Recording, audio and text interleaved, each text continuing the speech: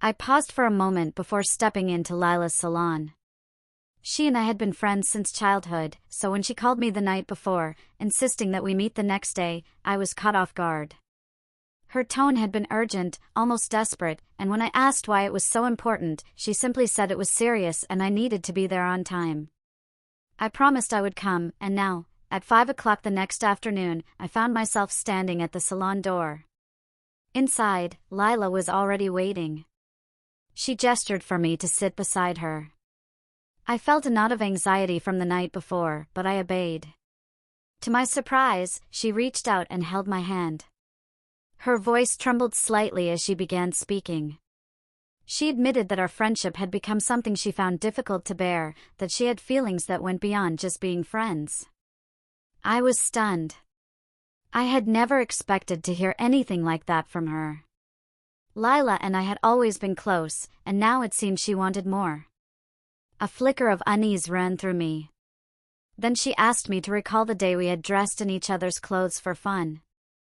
I smiled and said I remembered. She asked if I recalled telling her how good it felt to wear her clothes. I confirmed I did, but asked why she was bringing it up now. Lila confessed that she had loved seeing me in her clothes, and that she wished we had done it more than just once. I nervously laughed, unsure if she was serious. She assured me she was. She told me that since that day, all she had thought about was seeing me like that again. Then, with a careful pause, she added that she wanted me to be her closest partner, not just a friend. I was taken aback and told her it sounded absurd, just playful talk. A sly smile spread across her face as she stood.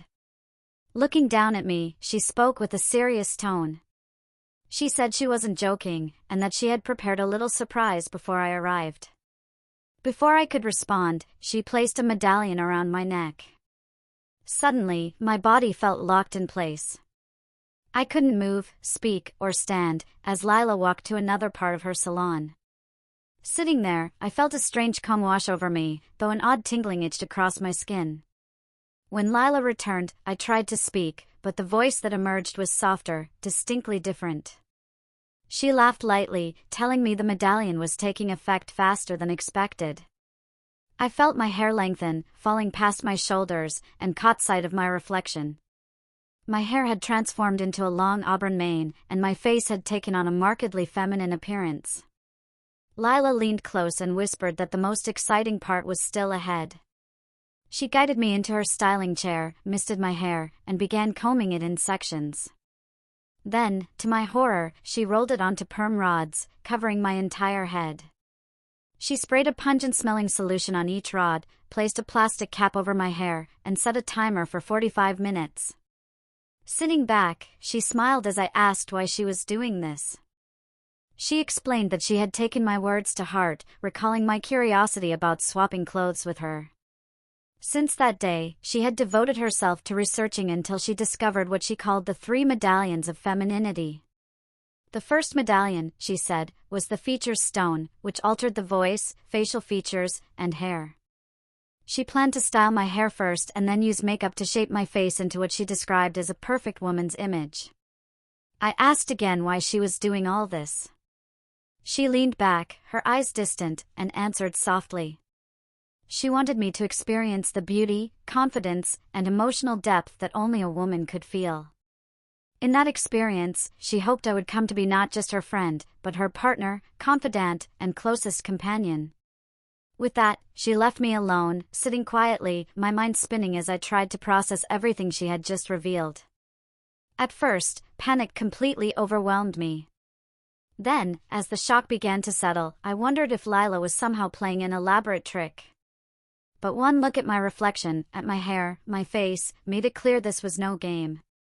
Everything happening to me was real.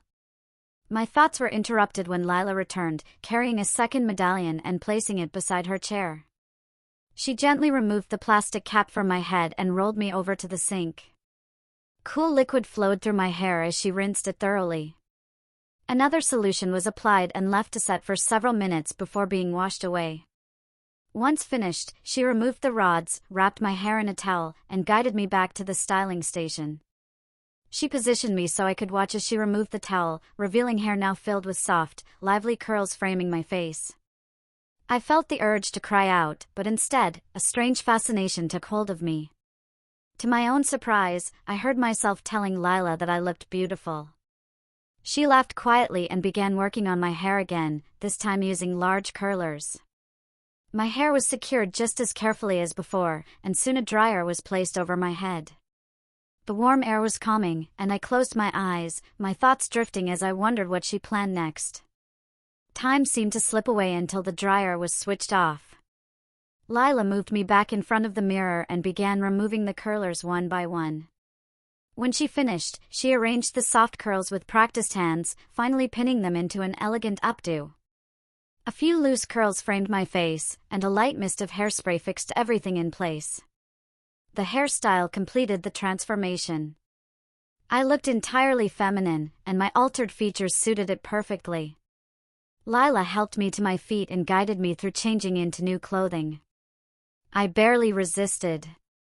She opened a neatly wrapped package and carefully fitted a bra, followed by a structured corset that shaped my waist into a smooth, graceful curve. She added delicate undergarments and sheer stockings, then helped me into shoes that looked impossibly small but fit snugly and comfortably.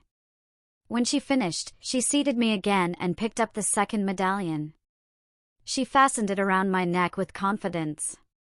She explained that this one was known as the bountiful stone. Almost immediately, a strange sensation spread through my body. My skin felt tight, almost energized. I stared down in disbelief as my feet subtly changed, fitting the shoes perfectly. My form shifted further, the clothing now sitting exactly as it should.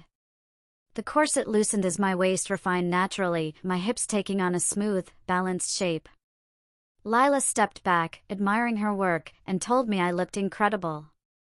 Once she dressed me in an elegant evening gown, I faced the mirror again.